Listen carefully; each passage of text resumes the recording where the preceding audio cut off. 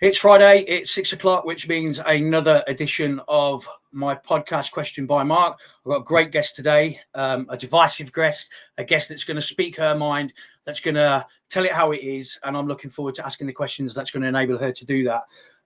So I'm going to welcome to the stage, Jayda Fransen. Jayda, how are you? Very well, thank you. How are you? Yeah, I'm great, thank you. Keeping good, yeah? Yeah. Surviving. Yeah. Oh, yeah, absolutely. More than that, thriving. Always thriving. Okay. Yeah. So, Jayda, let me start from the beginning with you. I want to learn a little bit about yourself. My viewers want to learn a little bit about you, where you started from to where you are now, with the good bits and the bad bits. So, you're currently fronting a political party called the British Freedom Party. Is that correct? That's still your thing?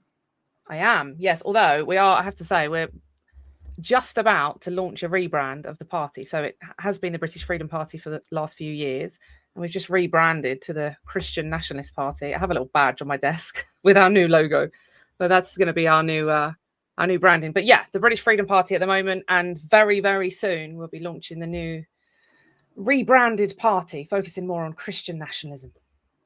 Excellent. So, where did this all start from you, Jayda? You know, what got you into political activism, if you like, in the first place? Where did this grow from? Where did this start?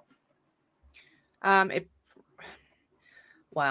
started off kind of on my soapbox, just talking about issues that were completely untouchable at the time. So, gosh, I'm into my second decade of activism now, so showing my age, but we're talking quite a long time ago, before Lee Rigby. So I grew up in Southeast London, and I recall after the 7/7 bombings of the tubes and the bus, that my interest was sparked. Like, what's inspiring these people to commit such atrocities? And I started looking into Islam, and then Lee Rigby was murdered, and I remember watching Michael Adebolajo on a TV screen holding this knife in his hand and his blood all over his hands, and he was talking about the Quran and talking about revenge, and I thought, I need to look into this. So my route into activism was really reactive, as a crusader naturally would be, was reactive to Islamic terrorism, and then it just kind of went from there. Quite a long time ago now.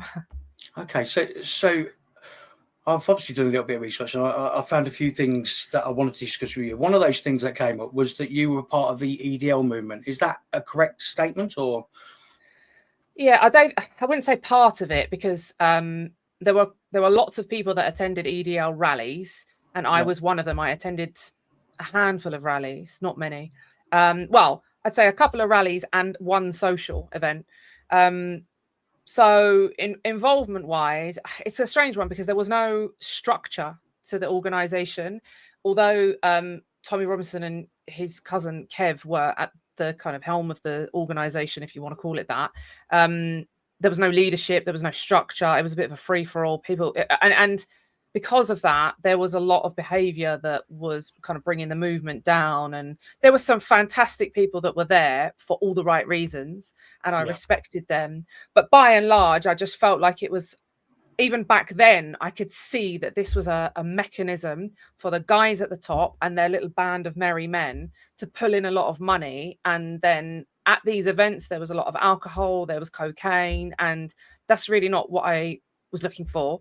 I really wanted something serious, and because I lived in London, and I remember going back to the 7/7 bombings. I remember driving to work and not wanting to get too close to a bus in case it blew up. This is how we felt on the streets of London after these terrorist attacks. So this wasn't a joke for me, or it wasn't a knees up or a social. It was really serious.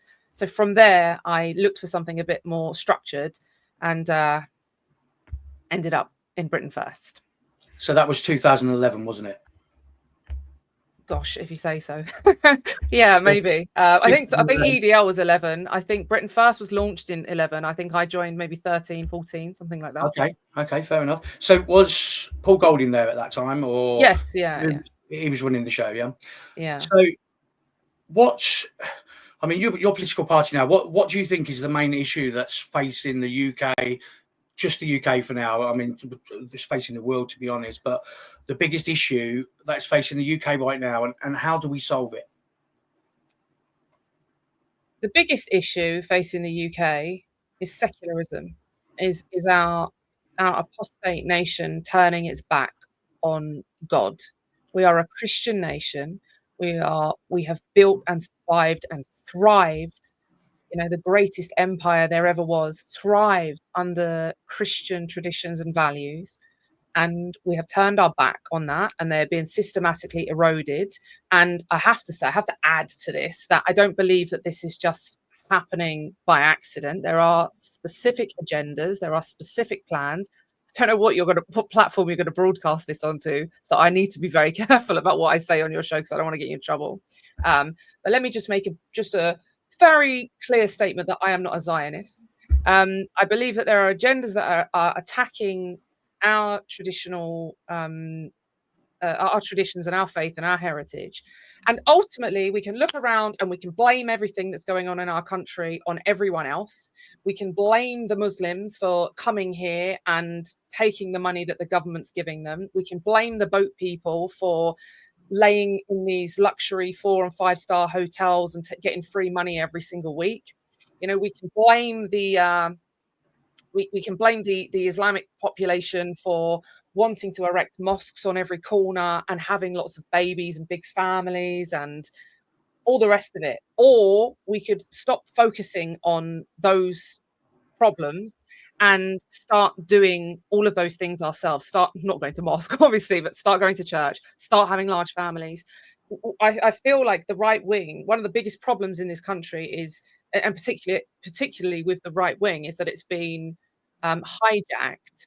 And part of the agenda that's hijacking it has got everybody focused on, look at what these people are doing in our country. This is terrible. When in fact, we should be looking inward and saying, by turning our back on our Christian values and traditions, i.e., large families, strong communities, strong faith, church attendance, by turning our back on all of that, we are going to just become extinct anyway, even if these people weren't here. So I genuinely believe that the major threat to this nation is our turning away from God. I agree with that. You know, I'm a Christian myself, and I do go to church every Sunday, and we pray. But it sometimes feel like it's hard work because you know we need an army of people praying and sorting this out. And you're quite right. The way forward is to turn to God and ask Him to help and to guide us and show us the way, and we might find a way out of this mess. So that's certainly one route that I would be going. So it says in your bio on X that you're a Reformed Christian. You used to be a Catholic, is that correct? I did, yeah. So when you say Reformed Christian, when was that? How did that happen? Or can you tell us a little bit about that? Did you turn away from Christianity? Is that what you mean by Reformed? No. So Reformed is a term to describe a Bible-believing Christian. So we'd also maybe be called Calvinist. You might have heard of people calling us Calvinist or Presbyterian.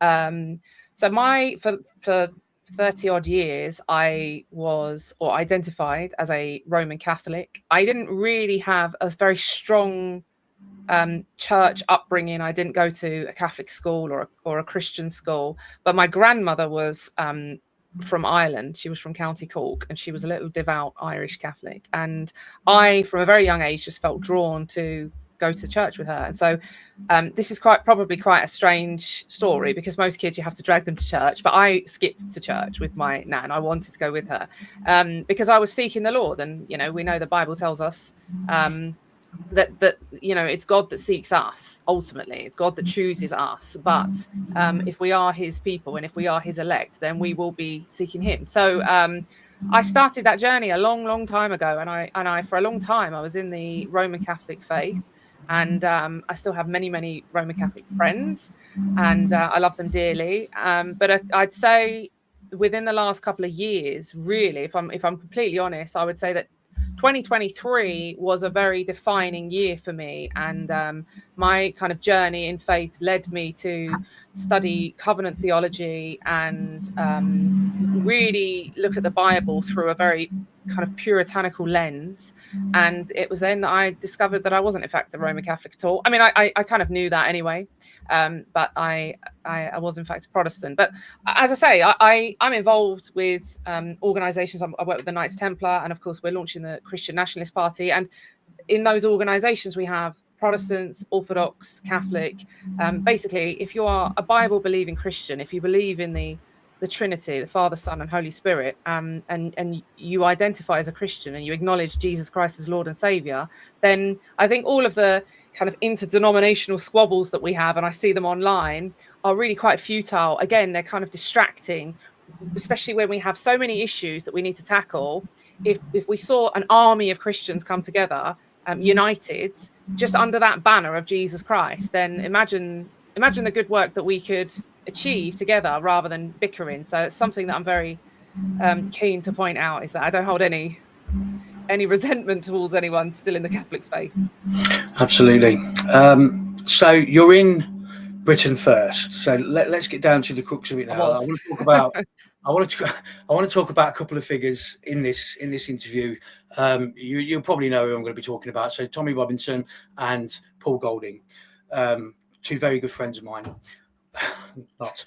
So you're in Britain first, yeah? So you're with Britain first. You say it was between 2013, did you say?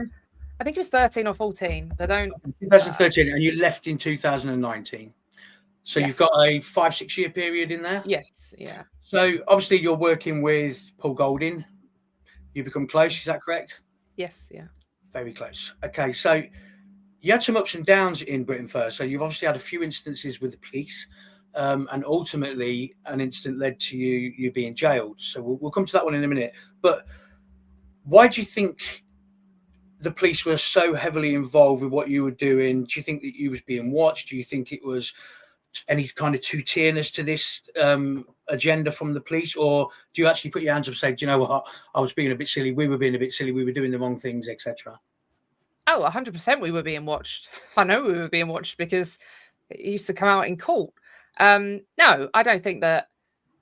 I'll speak for myself. I won't speak for anybody else, because to be honest, if you look at any of the footage from those days, and I know that there's probably some of it still rattling around, my actions were quite separate to a lot of people's.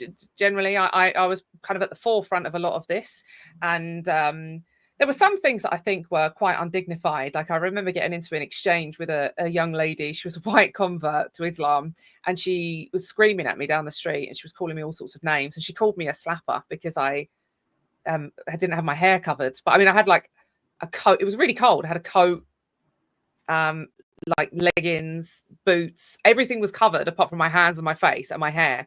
Anyway, we got into this undignified exchange, and I ended up getting convicted of some ridiculous charge. Is this the incident in 2016? No, was it the religiously aggravated harassment?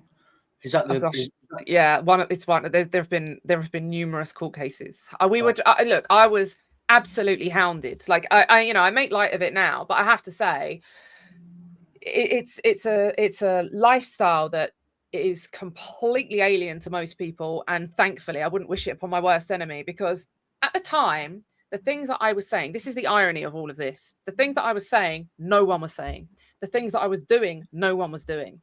My activism started by chasing, literally, quite often chasing convicted terrorists through the streets. So every weekend, Anjem Chowdhury, Abu Izzadeen, Mikhail Ibrahim, all of those boys, Bushram Zayani, all those guys who are all convicted terrorists, by the way. I think Mikhail Ibrahim might not be, but actually I think he was convicted.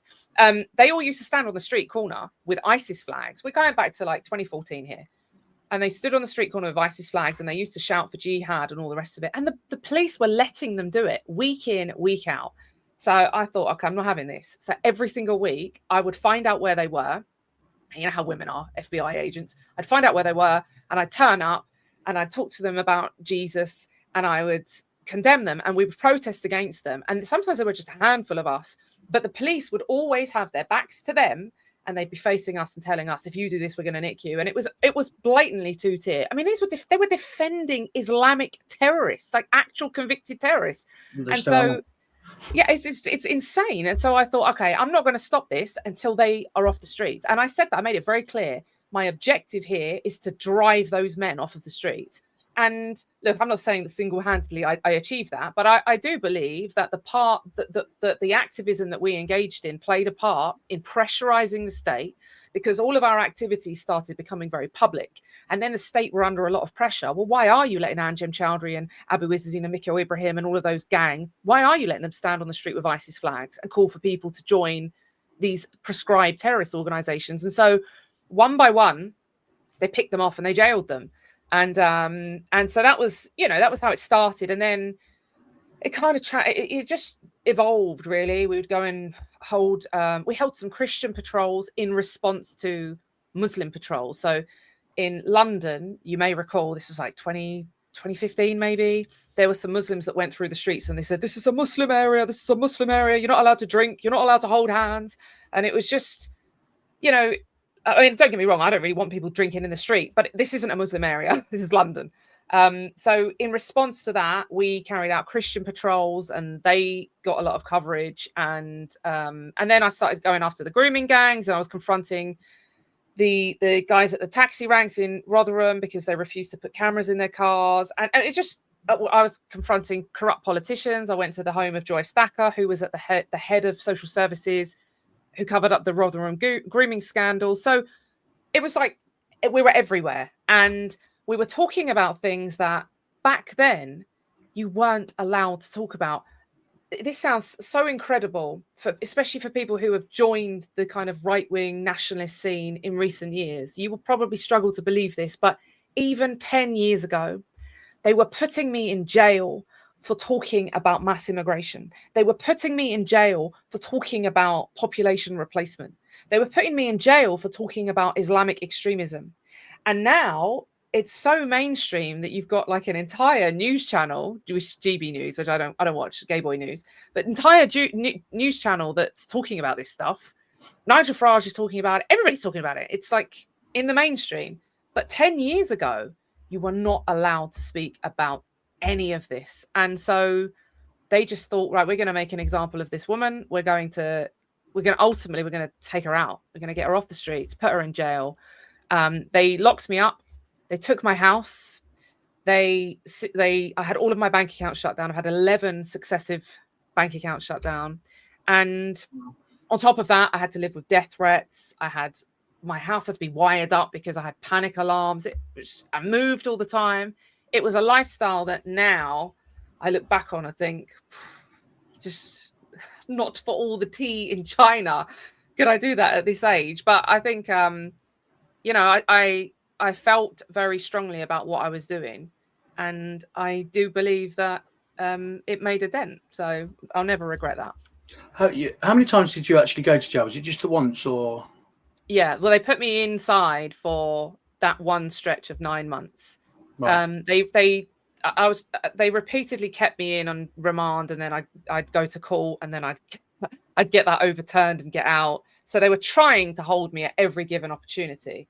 But no, the last court case, in fact, when I got out of that 9 month stretch, they tried to get me one more time, but I got a very, very good barrister in Northern Ireland, and I managed to get community service, which was, otherwise that would have been back-to-back jail time from England straight to Northern Ireland, straight back to jail. So I avoided that one. But yeah, look, the state didn't want people talking about that kind of stuff. And it does sort of tickle me now when I look online and I see people like Nigel Farage or that Rupert chap, or any of these kind of mainstream people just talking openly about this, because it is a problem in the country. But for some reason, 10 years ago, if you said it was a problem, you were enemy number one. So Britain First is a controversial, I would say, and many others would say, organisation or a party. You've had your ups and downs and things like that. I've got a couple of questions from people, asked if anybody had any questions for you. And I want to put these two questions to you now. So EKS, his name is Elliot, he's interested in membership numbers of Britain First, because there's talk that Paul Golding is inflating his numbers. He's doing that quite recently. Is that something that you noticed when you was there? So he basically says, can you confirm that Paul inflates the numbers? Yes, categorically. Yes, of course. And was that the case when you was working there as well? Yes. Yeah. Okay.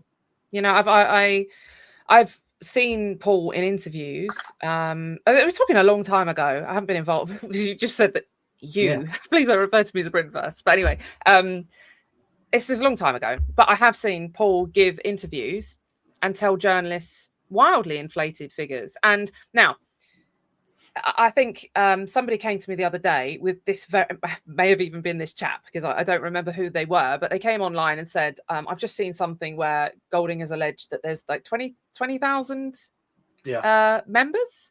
Yeah. Absolutely not. This is farcical. And when you consider that at its very height of the BNP, the British National Party, which was the most successful right-wing party in British history, fact. Yeah. I mean, that's not going to happen again. We can call Reform right-wing if we want to, but they're not. But as in terms of a nationalist party, that was the most successful one. And so Britain First are alleging that they have greater numbers than the BNP, which had branches absolutely everywhere, stood candidates in every single constituency going. I mean, it's farcical. It's just farcical. But unfortunately, it's a bit like the whole electoral system in general. And I say this without wanting to sound condescending, because I've never had an interest in politics, right? I don't like politics. I think it's really horrible. I think it's nasty. I think it's bitter, and it's full of really, really bad people. And I think that some people that are good get into politics with all the best intentions, and then they're either corrupted or they're put off by the disgusting behavior within politics. So I've never really been that interested. I was more interested in activism and Christianity. But I can tell you that most people are not even really aware of how the electoral system works. You know, the whole first past the post. Is it possible for someone like Nigel Farage or whoever's running the Reform Party, for example, to form government? No. We saw this with UKIP back in 2014 or 15. So, but because people don't understand the system, they would hear a figure of like 20,000 members and think, oh, that's reasonable. It's just extraordinarily unreasonable. But you can't expect honesty from these people. It's the last thing you can expect. You'd have thought if he had 20,000 members, which he's claiming to have, that a few more would have turned up to his recent rally in Milton Keynes.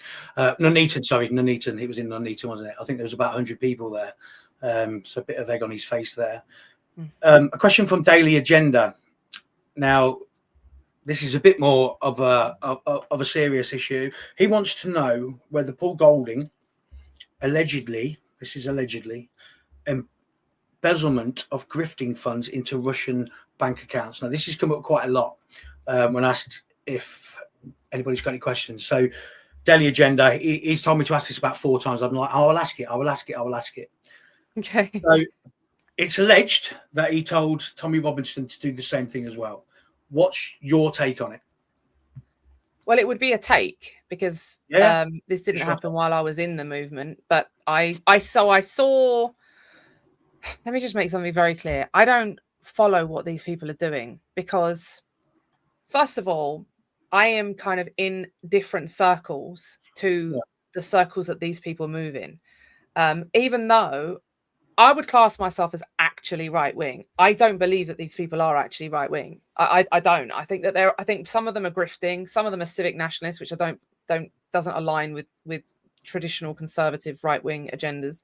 But in any event, all of these strange goings on, like the Russian stuff, I heard about this after the event, because I don't see what they're doing. But somebody showed me a while ago that apparently they'd been out to Russia, and I can only say I have absolutely no doubt in my mind. Somebody came to me with this information and said, do you believe it to be true? I absolutely believe it to be true. It's only my belief. And I wouldn't even bother going down the rabbit hole, because there are far more obvious things that you can nail them on that they've done and they've admitted to doing openly. But if you're asking me, do I believe that they have embezzled money, or that there's money being pugged up in foreign accounts? Yes, absolutely. And I don't think they've necessarily even made a secret about that. I think that they've been quite open about, certainly in America, trying to open accounts. So Okay. Yeah. So you obviously had your issues within the Britain First movement, which resulted in the spell in prison. So then you come out from prison, and is it another year that you're with Britain First for? I think No. you came out. Say again, sorry. No. No. No. So the day I got out of jail, Yeah. and bear in mind, just give you a little bit of background. So the time that they put me in prison is because I went after a gang that raped gang raped a child in Ramsgate. They were immigrants to the country. Some of them were illegal. A child walked into their fast food restaurant, asked for directions to get home because she was lost. Instead of giving her directions, they took the child to their flat above the restaurant. The guy that ran the restaurant called his friends. There were 4 of them in total. They were convicted on 4 counts each of raping this child, and there were 4 of them. And I'm not going to go into any gory details, but I was involved in this whole case for a while, so I know some of the gory details.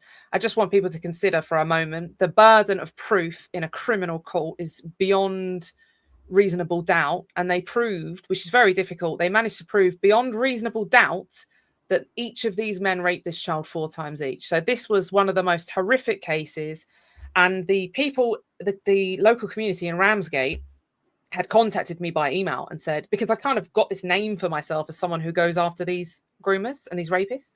So they'd emailed me and said, Jayda, have you seen this? And they sent the article and they said, can you come and do something? Can you come and expose this? Because these men are out on bail, which I just couldn't believe. Imagine these guys have just raped a child, a gang raped a child, and they're out on bail. And then they're trying to remand me for like the most silly alleged offences. So anyway, I went to Ramsgate. I confronted all of these guys. They put me in jail. They put them in jail for 14 years each, which is good, long enough. And they put me in jail for 9 months. And they made me serve every single day of a 9-month sentence. And the reason I got 9 months and Golding got 9 weeks is because I basically just took the rap for all of it. Said it was all my idea. It was all my fault. And, I was the front of the campaign. It was my idea. But I said, look, if I kind of bear the brunt of this, then you can stay on the outside and make sure that the party doesn't just go to pot, because really I was doing a huge amount of the admin, and he was obviously running all the accounts and stuff, as you can imagine. He loves an account. And so, yeah, he got 9 weeks and came out and was absolutely furious that he'd even had to serve that. And they made me serve every single day of a 9-month sentence. I did 6 weeks down the block. I just came out like a caged lion. I came out and was like, everybody better stay out of my way because I'm going for it now.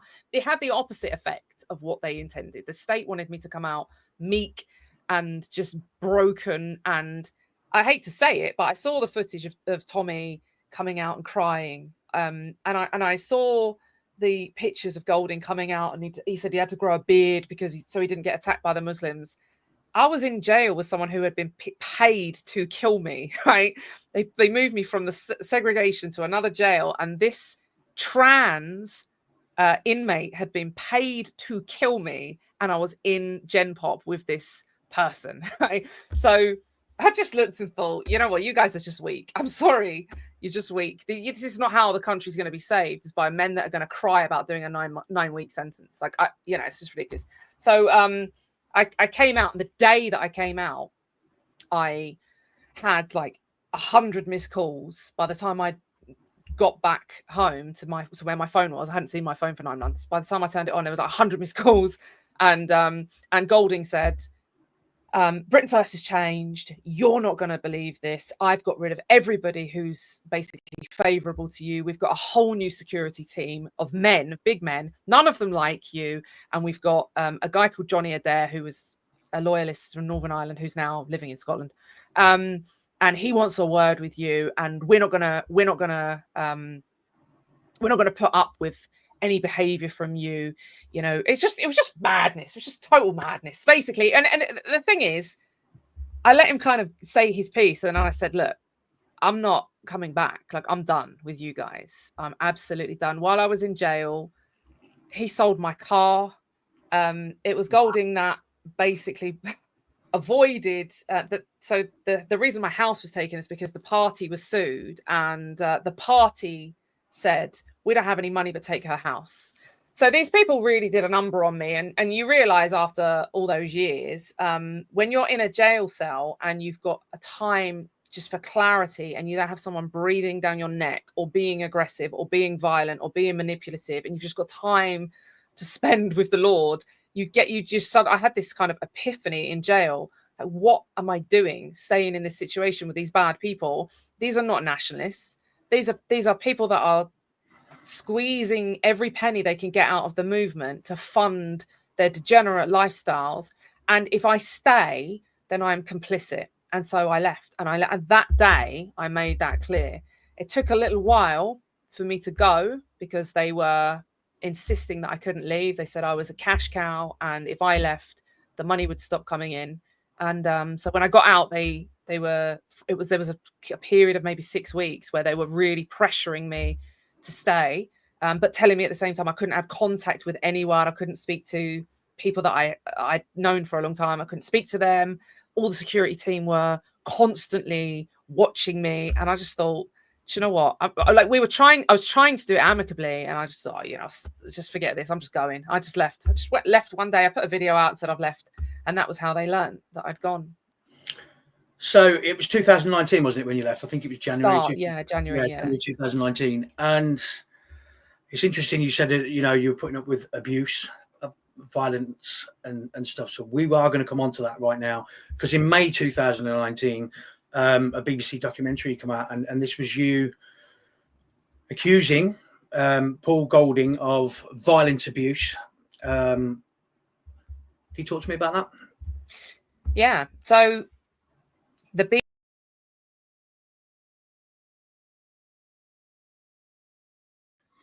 All right, sorry, I'm so sorry about that. The whole street went. I thought I'll keep going and you'll be able to jump back in. And then when the phone started ringing, I thought, right, okay, I'll better stop. So I have no idea where I even got to, because I was just rambling. What we'll do, if we just start it back from the BBC documentary, because then I say, can you tell me about that? And that'll be a good place where my editor can just crack on from there. Yeah, sure. Okay. All right, so I need to jot the time down here at 40. Okay, we're back. We had a slight technical issue. The whole street's electricity went off, but we are back. So I'm sorry if there's a glitch in the interview. So I was just asked Jayda about the BBC documentary, and then I put it over to her and said, can you talk us through that? Yeah, okay. I don't know where we left off, so I'm just going to start from the beginning. But so the first thing to say is that the BBC documentary, the BBC approached me, I think in December. I got out of jail in the November 2018, and I live in Northern Ireland, and it was BBC Northern Ireland that approached me in the December and said, we want to interview, we're making a piece on Britain First, and we want to talk to you about it. And the reason they were doing that is because whilst I was in jail, Paul Golding was living in Northern Ireland. He was living in Northern Ireland at that time as well, in December 2019. He's not living here now because he's upset the wrong people.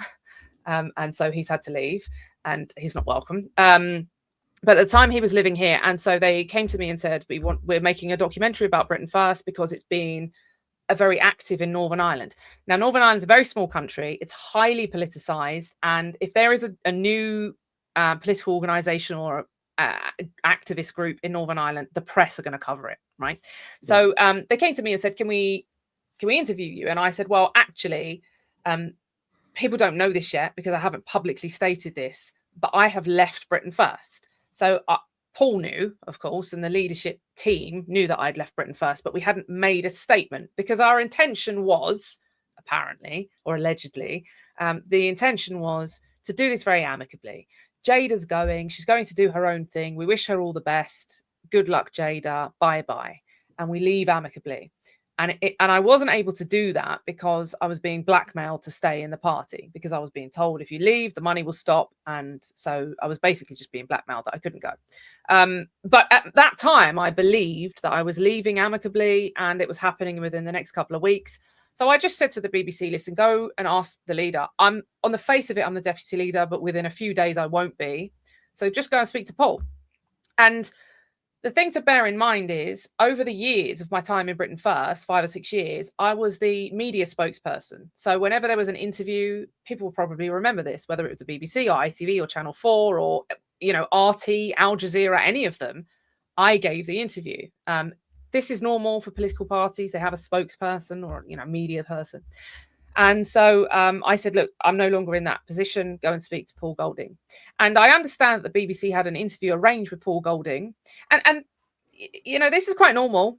If you're involved in politics in any way, or even if you follow it, you'll know that political activists, politicians give interviews to the media. We don't like the media. They don't like us. The BBC absolutely hates me. And the feeling's mutual. I have a campaign running even now to defund the BBC. But if you're serious about politics and activism, then you give interviews. This is what you do. Yeah. But something happened in early 2019, and it was that panodrama thing that happened with Tommy. And they were making a piece on Tommy, and he exposed the BBC.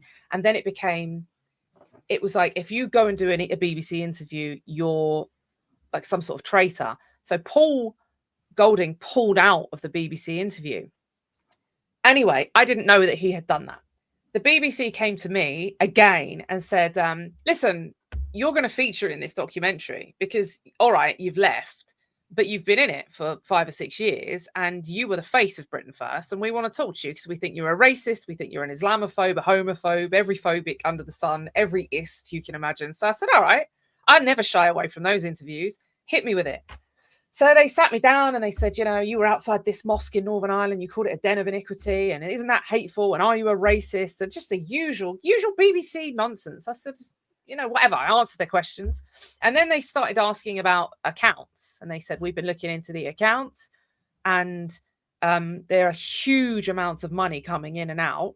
And there's also a lot of money coming through on merchandise. But Paul had filed accounts to say that there was no money coming in through merchandise. And they said, do you sell merchandise? And I said, well, yeah, there's a shop. Like, of course, there's merchandise. There was an entire shop.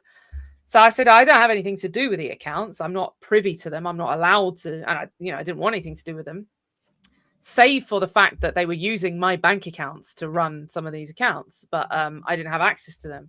So they said, okay, fine, whatever.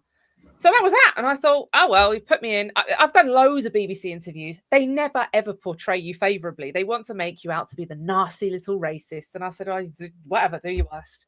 So a lot of time passed. Well, it felt like a lot of time. A few weeks passed, I suppose. And that was that. And then they contacted me again and said, we've got something that we think you need to see. So I said, okay. And I said, listen, I'm really, really not interested in giving you any more. Like, you've got your bit about me being a racist. I've left the party. It's done. It's finished. Go and speak to the people still in the party. They said, no, it's not like that. We want to talk to you. So anyway, I went for a second interview, and they had explained to me what they had. They said, we've got a recording and it's not good, and we want to play it to you. And they sat me down in front of cameras, and live in front of these cameras, they played me, or rolling, should I say, they played me a 45-minute recording of Paul Golding chasing me through my house after having thrown a bottle at me and just physically attacking me and threatening to kill me. He was being restrained, and it was awful to listen to, not least because when I get really anxious or angry or whatever, I sound like Peggy Mitchell, which is not good. So I sound like some old fishwife. And so this is something that you've gone through, obviously, because there's a recording of it, but you've never spoken about. Never spoken about it. Where did that recording come from? It came from the person that I was on the phone to at the time. Right. So we lived together in England, and this was an incident from 2015. This is one of many, many violent incidents that happened. And on this particular one, Paul had said something to me. I was at the top of the stairs, and he got up, and I just knew he was going to hurt me. You kind of get to know when someone's going to do something.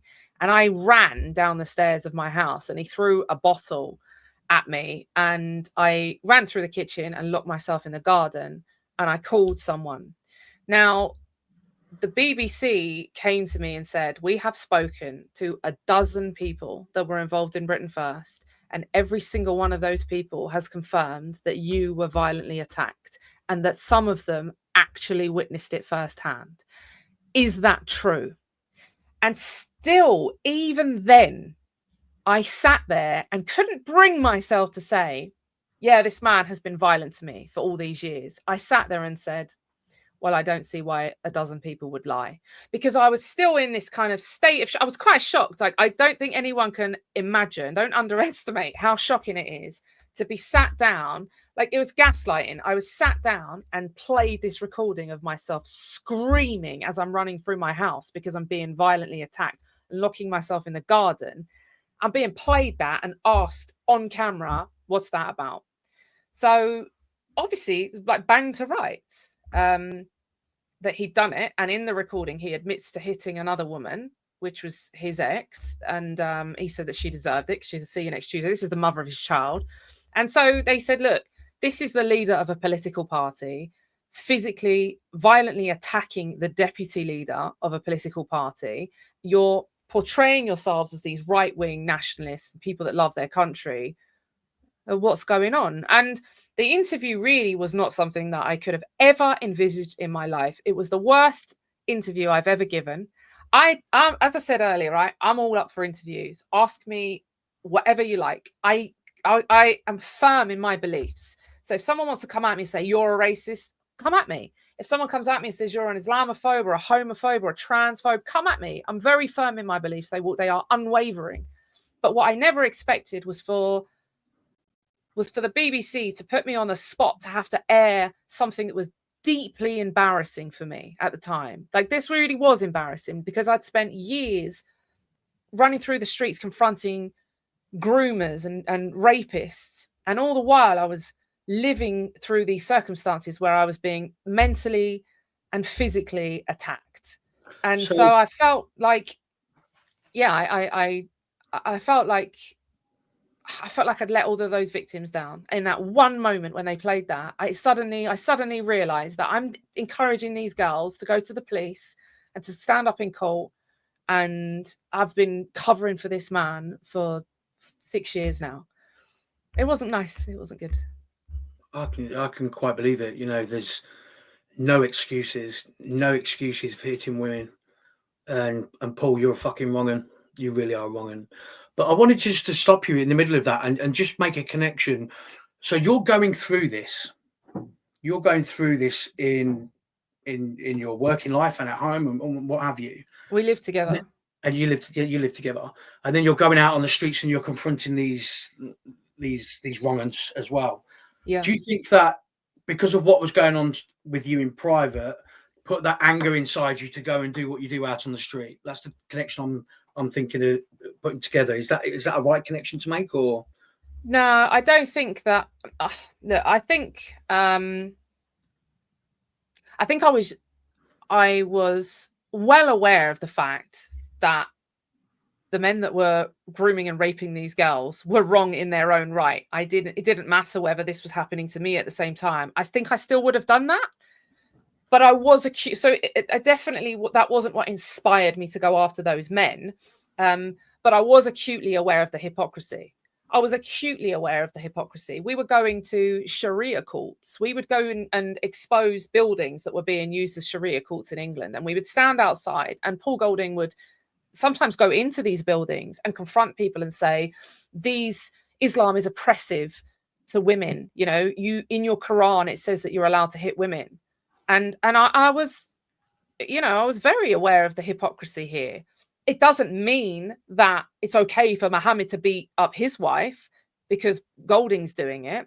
But I am looking at this through a lens of, well, you can't genuinely care about this. And then, because I know what you are doing, right? And so many people know. There are people watching this right now that have witnessed his violence. And unfortunately, many people don't have the backbone to stand up to this man.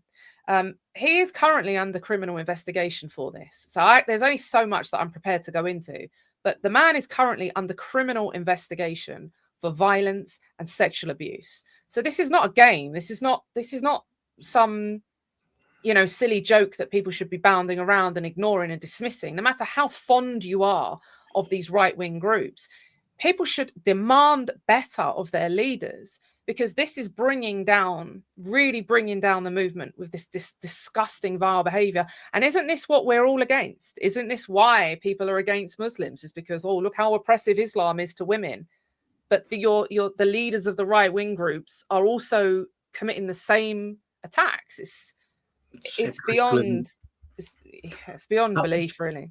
That was going to be my next question, Jayda, and I was a bit worried to ask this question, to be honest, but you just mentioned it just there. So what I was going to say was, obviously there's mental abuse going on and there's physical abuse. Was there any sexual abuse going on? And you did mention it just there. So am I to take it that was part of his abuse of you? Yeah, there. I'm not going to go into any details because there is an open police investigation right now, and it involves more than one woman. So I'm not going to speak about it, but I can say yes, and he is aware of that because he's been questioned about it. He's aware of it. So that none of this, if he sees any of this, I'm sure there'll be some spin, there'll be some lie, there'll be some accusation. What do you think his because he's bound to see this, because he knows this is happening, and it's probably why he hit out at me the other night, calling me a sewer rat. But now we can see who really is the rat here, can't we, Paul? What's he going to say to this, Jayda? What's his spin going to be, do you think? Oh, we know what his spin. He's already done it. He's exhausted this avenue. His spin, with everybody who exposes his wrongdoing and his poor behavior, is to point the finger and say, that person works for Hope Not Hate. And you know what? They've done this. I mean, I can think of, gosh, let's just reel off a few examples. Lucy Brown, she got accused of being Hope Not Hate because she invited Ali Dawa to Tommy Robinson's rally that he asked her to do. He then said he didn't ask, and it turned out he was lying. Lauren Southern, she's in Canada. I don't even think that Hope Not Hate is a disgusting communist British NGO. I don't even think they deal with people in Canada. But anyway, they accused Lauren Southern. They accused myself. They accused a veteran that they raised £17,000 in his name and then gave him £1,800 out of it. This is just a few people that I can reel off. You are the latest one, I see. And I was waiting for me to get part of the party. oh, you're in the club. This is the thing. This is the pathetic thing, is that anybody who actually believes this, I see people online to this day saying she's a Hope Not Hate grass and that you're a Hope Not Hate grass and that all these other people are.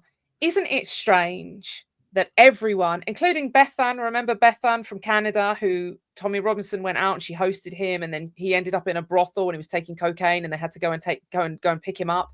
Apparently she works for Hope Not Hate. She's another Canadian that works for Hope Not Hate. So this is their MO. Anybody who exposes their wrongdoing must be Hope Not Hate. Isn't it more plausible, given that there is a recording, an audio recording out there of Paul Golding admitting to being a woman beater? Isn't it more plausible that actually he has just been caught for doing something that he's done and that he is trying to intimidate a witness? Because that's what this boils down to. Tommy Robinson made a documentary, and in that documentary, he accused me in a very, very careful way of taking money. Now, anybody who's been paying attention and has seen the documentary may have picked up on the fact that Tommy never expressly states that I got money from Hope Not Hate, because I didn't, right? I've never taken a penny from Hope Not Hate. I have never worked with Hope. These are left-wing commies, but I despise these people. They despise me. But the reason the documentary was put together so carefully is because they know where that money came from. Everybody is privy to this information. They know where that money came from. When I got out of jail and I left Britain First, I had nothing. My house had been taken. Paul had sold my car and bought himself a Range Rover while I was in jail. I came out, my bank accounts were closed. I'm owed over £250,000 from Golding in Britain First. I had, everything was gone. I was completely destitute. I had nothing. Plus, I was stuck with these people because, how am I going to survive? So I went to the Knights Templar, whom I'd worked with in the past, and said, listen, I need help. I want to get out of Britain first. I need to generate some sort of income. I would like to continue in activism, because just because I got away from this abusive man doesn't mean for a moment that I don't stand by my convictions. I don't want Islam in the United Kingdom. I don't want immigration into the United Kingdom. I want a strong traditional Christian country. I want to defend girls who have been groomed and raped, whether that's by brown, black, or white men. These are my convictions and they will never change. So I'm not going to skulk off because this man has done a number on me. I want to go at this alone and do things my way and do it more Christian. But I can't stay with these people because they're so corrupt and they're violent. So the Knights Templar said, we will set up a fundraiser, and many people can go and check this out. Call them if you want. They set up a fundraiser called Help Jayda.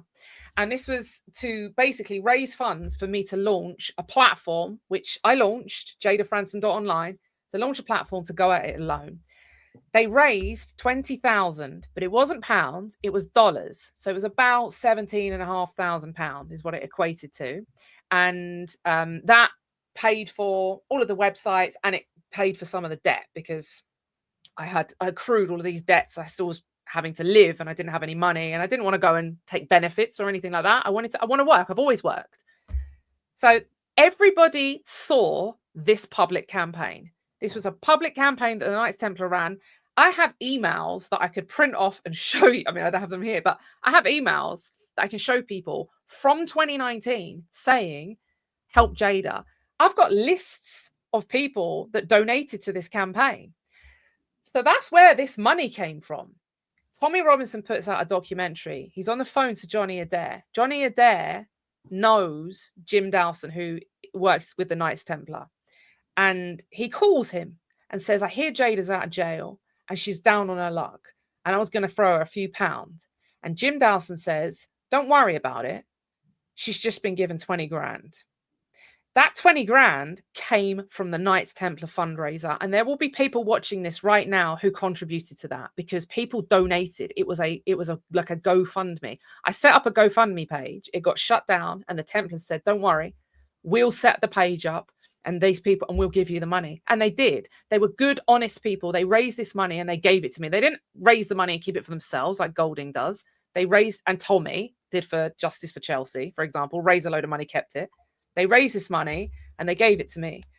And if you watch the documentary very carefully, Tommy is very careful not to say that I was given this money from Hope Nor Hate. He just says, at this time, she was given 20 grand. And what people have done is they've filled in the blanks, because his whole documentary is about Hope Nor Hate. And they've thought, well, she must have got it from them, without using their brains and thinking, well, actually, I remember seeing a fundraiser for her. And I remember the Knights Templar saying we need to raise 20 grand, and saying that they'd raised 20 grand, and saying that they sent it to me. So the whole thing really just requires a little bit of logic. But unfortunately, Mark, and you're probably starting to realize this, people don't care about facts. They just want to idolize their hero. Absolutely. You can tell them categorically that you've got evidence that they fundraised all that money for Peter Lynch's family and didn't give it to him. You can tell them that categorically. You could show them proof. You could put the family members on camera and have them say that. And these people would still say, no, you're a Hope Nor Hate agent.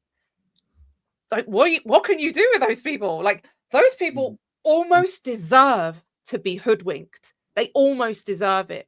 Because if you are ignoring all of the facts, and also not even just using a little bit of brain power to think, okay, why would Fransen all of a sudden decide that it's a good idea for her to work with communists after she has been like attacked by these people for years, and then go on to form another right-wing party which has campaigned against those communists?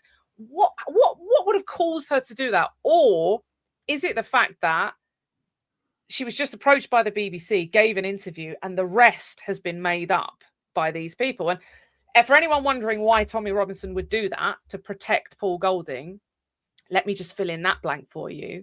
It's because Paul Golding was responsible for Tommy Robinson's fundraising, which means that every single person that gave money to Tommy Robinson, Paul Golding has access to their details. And they've parted company in more recent times, and Paul isn't isn't managing that now. It's being done by Urban Scoop. But Tommy Robinson's fundraising campaigns were being run by Paul Golding. And so Tommy had to protect Paul from these, from what was about to come out. It was about to come out that Paul hadn't just hit me. Remember, he's also admitted to hitting the mother of his child.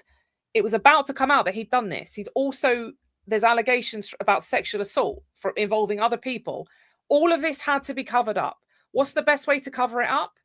Is to attack the source and make it seem like the source is dishonest, and then it gives everybody an excuse to say, well, I think she's just making it up. So there you go. Now you've got the facts. We're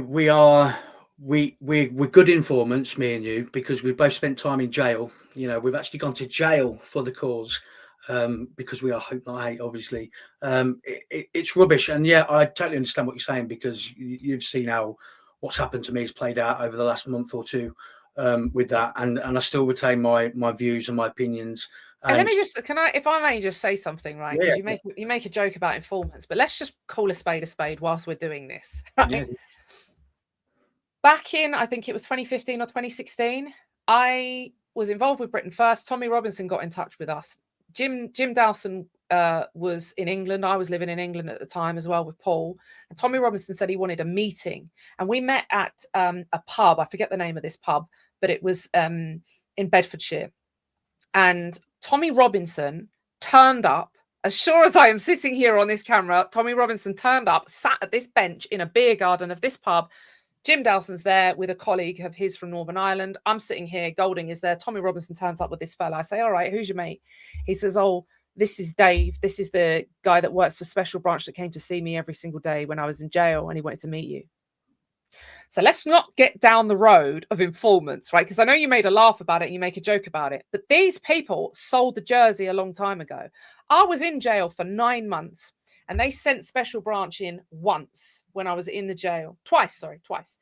The first time they came in, they pulled me out of segregation. They had me down the block for 6 weeks.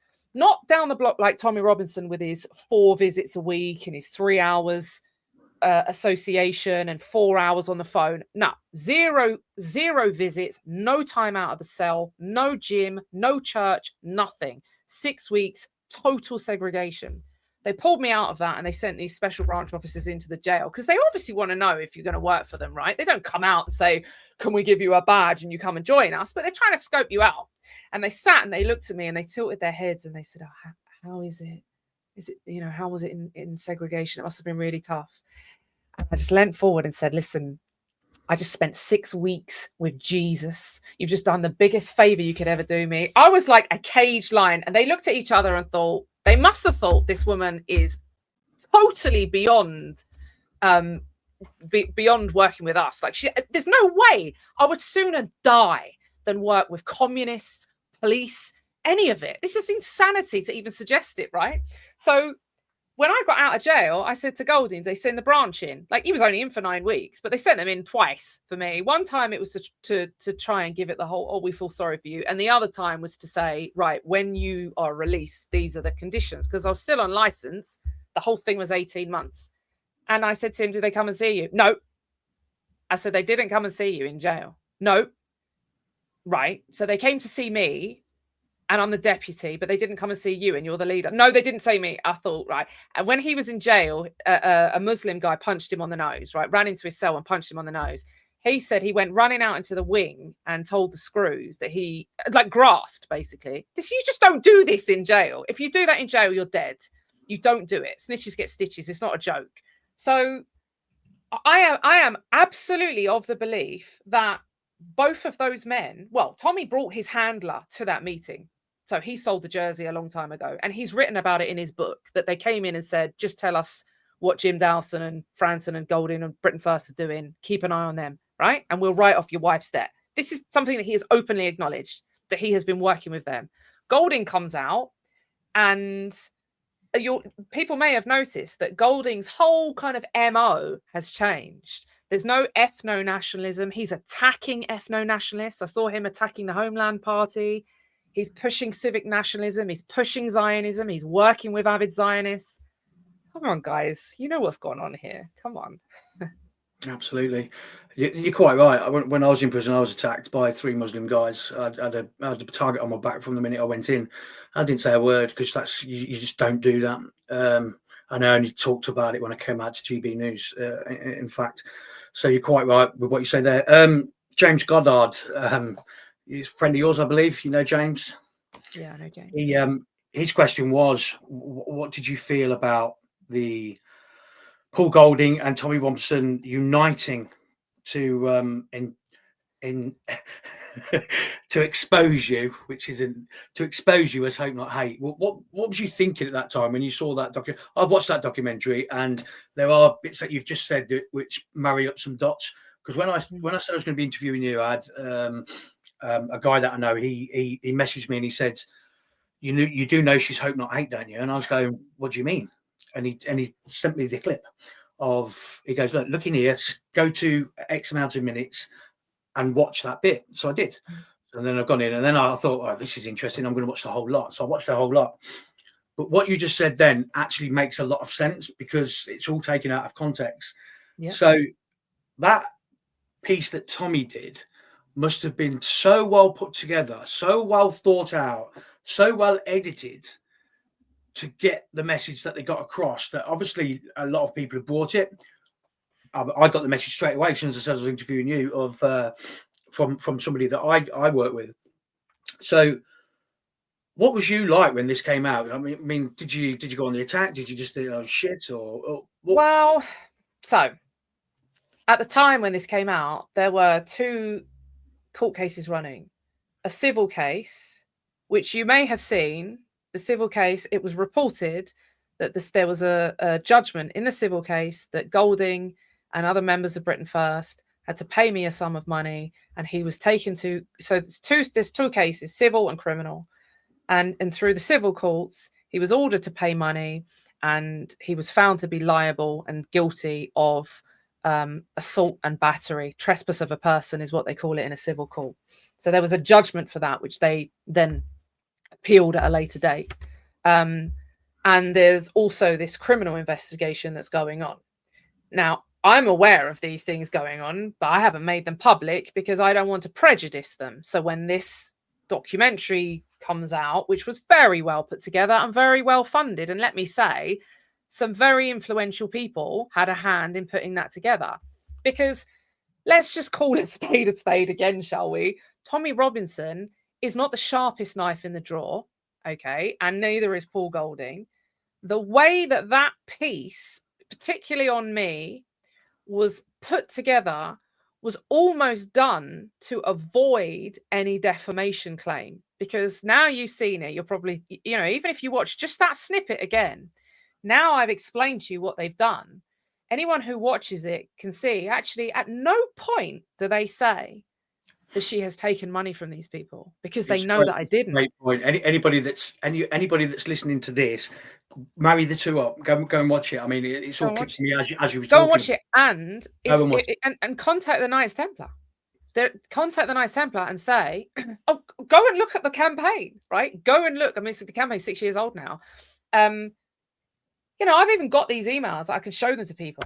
I can show you the emails that were sent out, because it was, these were the same email campaigns that everybody does if you've got a GoFundMe or what have you. So when it came out, I'll be honest, I was disappointed. I didn't expect any better of Paul Golding, but foolishly, I was disappointed in Tommy Robinson because I expected better of him. Because actually, I believed there was a part of Tommy that would have said, "Nah, mate, nah."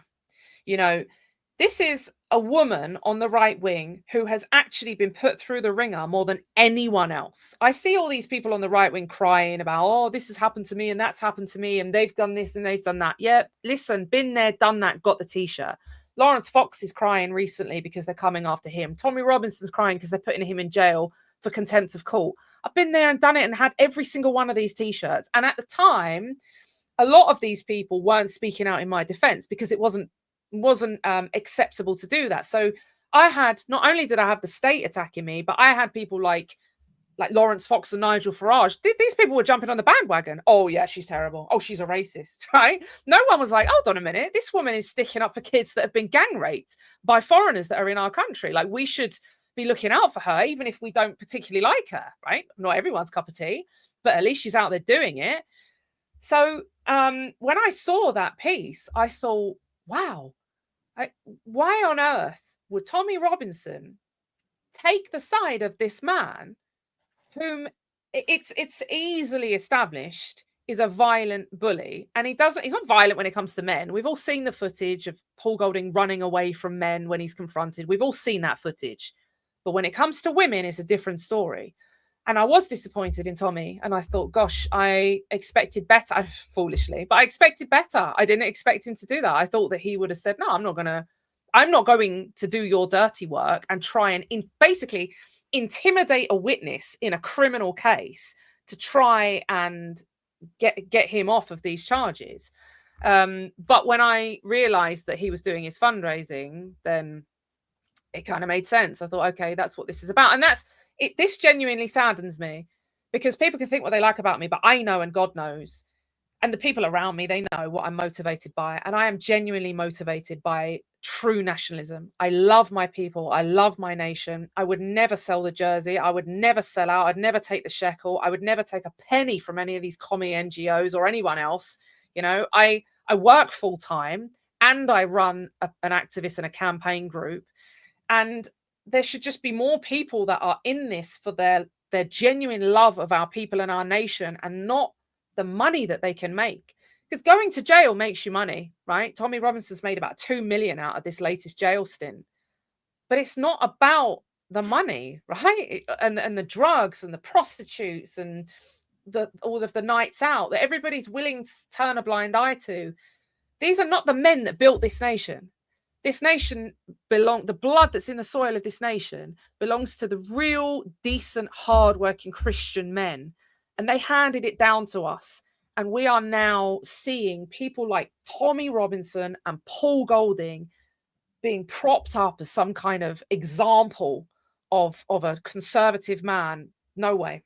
Not a chance. Yeah, you're 100% right. You know, we are now more than ever, we need people that are going to step forward and do it for the people, to do it for our country, to do it for our land, and what people have fought for over the years, not to be doing it to grift and to line your own pockets and to put £1,000 trainers on your kids' shoes and to dupe the people out of money that they haven't got. Let's be honest. You know, and when I said my piece on Tommy Robinson, that's what it was all about. Exactly what you've just said, that I love my people.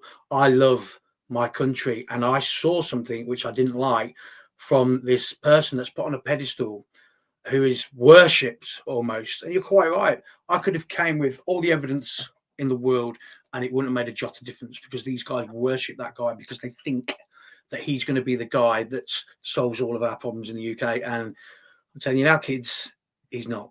He's certainly not. And I saw as well, I mentioned this earlier, but I saw in very recent, just in the last couple of days, that that Golding's been attacking the Homeland Party and the guy that runs that, Kenny Smith. And this is another thing that I find really bizarre, is that Golding's online calling Kenny a Nazi, right? Now, I don't know Kenny. I don't know much about the Homeland Party, but as far as I understand, they're ethno-nationalists, which would be in line with my branch of nationalism. I don't believe that civic nationalism is even nationalism. I don't believe that someone can be born in Africa, but because they move to Britain and they wave a British flag, that they're British. As a construct, as a political construct, yes, they can be a British citizen, but I believe that the Britons are the indigenous people of England, Ireland, Scotland, and Wales. And I think that we're in line on those on those principles. But I don't know much about the Homeland Party. But what I do know is that I think yourself or somebody sent me a tweet where Golding was saying that this chap is a Nazi and that he's got some sort of swastika tattoo and what have you. And what I found really strange about this is that Kenny Smith used to be quite senior in the BNP at the same time that Paul Golding was in the BNP, and they were both very active. And I am sure, well, I would be very surprised if Kenny Smith wasn't aware of the fact that Paul Golding has written a book praising Hitler.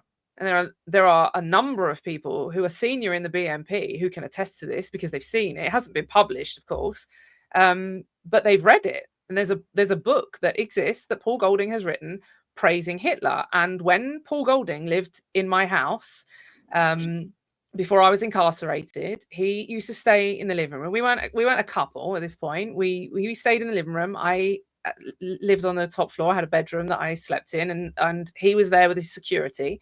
And he would sit on the sofa every morning eating shreddies that he'd warmed up in the microwave in his underpants, watching videos of Hitler screaming. And Paul Golding doesn't speak German, by the way. He has learned how to say that he is the leader of a British national party because he likes to use the word Führer, and he did that when we were in Germany. It was the only bit of German that he's learned.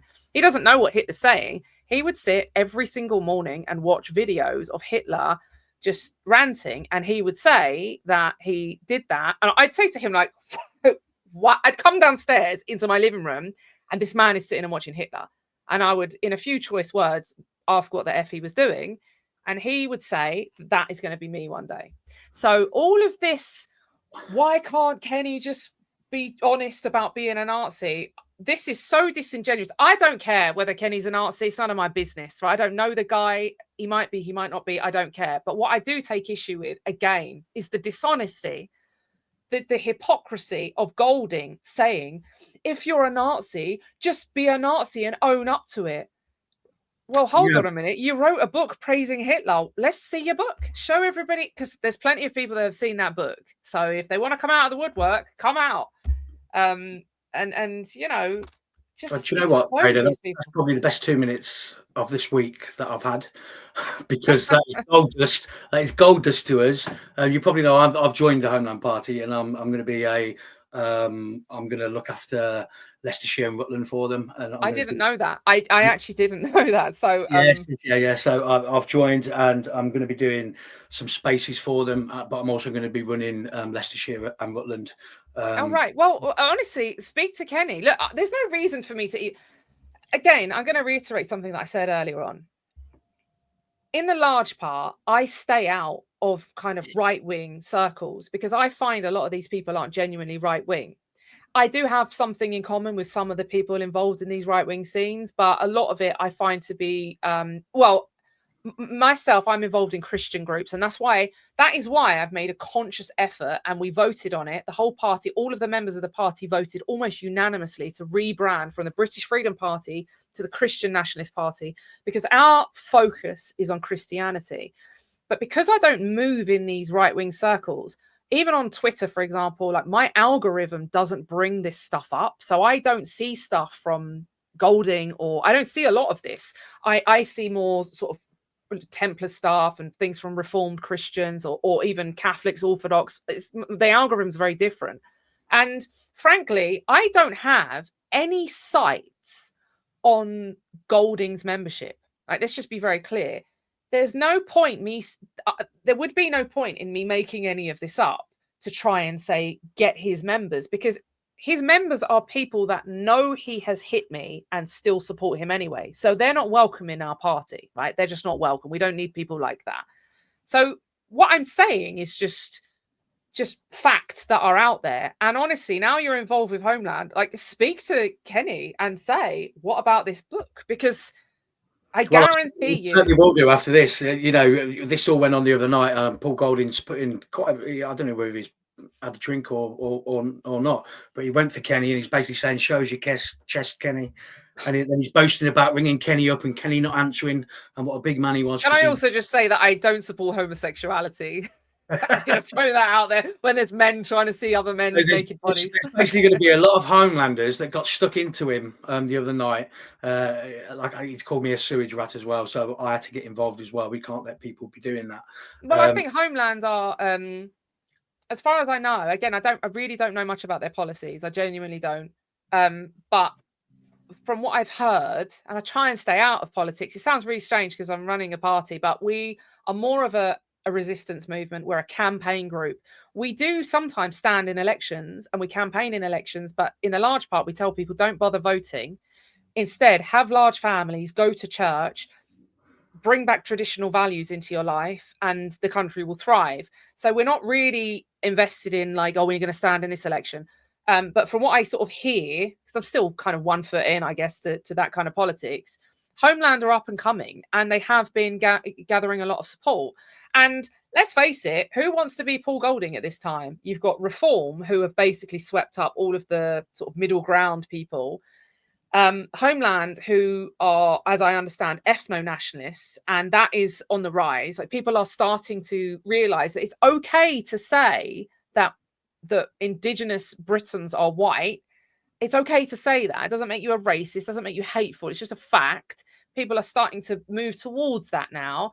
And then you've got like the Heritage Party, even, which is David Curtin, and that guy speaks so much sense, like he really does. So you've got all of these groups that are out there, and what's Britain First providing? It's providing these stunts week in, week out that they're asking money for, but they're not serious. Like, they're not, like, they're claiming they've got 20,000 members, which would surpass the British National Party at the time when they had branches everywhere. It's just not, you know yourself, this is not practical.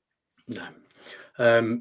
You're quite right. Homeland are up and coming. I did an interview with Kenny a while back, and just the way he talked, and I thought, wow, that's a bit of me. That, you know, I've done the Reform thing, and I've always been right wing, but I do want to be like you say. We can't be afraid to talk that this is our land, and the indigenous people, and what they did for us, and where we've come as a nation to what we used to be to where we are now is just two so totally separate things. And I'm actually pleased that I'm getting out, and I'm going to be on the road with them and all things like that. So I'm going to be a lot more involved in politics than what I would have been commentating on it. I'm actually going to be. Mark, you're a glutton for punishment. That's what you are. And I'll leave it here, Jayda. You've been absolutely amazing. We've been going for an hour and a half. It's probably the longest interview I've ever done. I know we had a break in between because we had a glitch went off. But just the last word from you.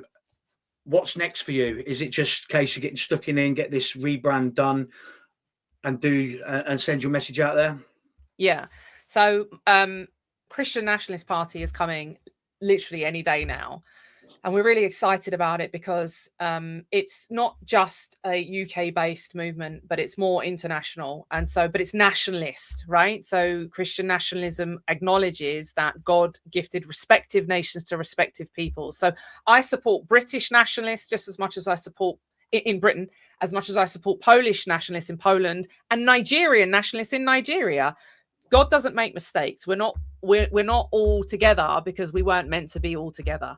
And so I'm really excited about that. And just on a personal note, like, my things are good for me. I feel like the company that I'm in these days is just far more edifying. And I truly hope that, and I don't think it's a coincidence that you and I have cross paths. I think that sounds like we've got some similar views, and I just think that people ought not be afraid to just step out of that pool that they may be used to and say, look, you know, it's okay to agree with people on certain aspects, but also expect better.